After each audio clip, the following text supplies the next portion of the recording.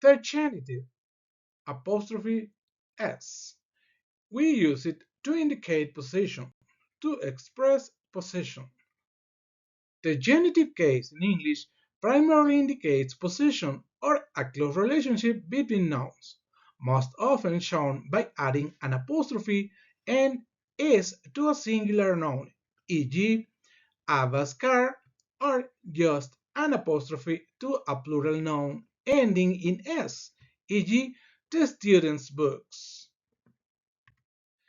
Rules and formation.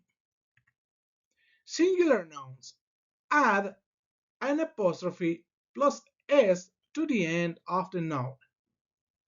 Example: the dog's bowl, Mr. Johansson's idea. Number 2.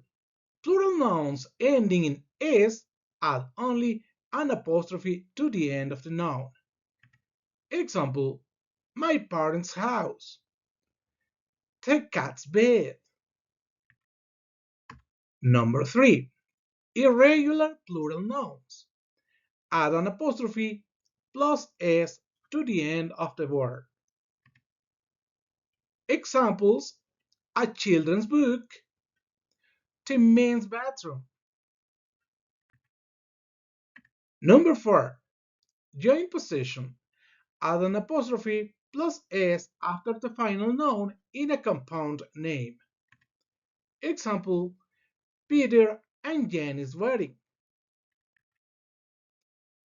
That is the way we use the apostrophe and the letter s to show possession. Okay? To watch the next video, please click there where the arrow points. See you in the next video.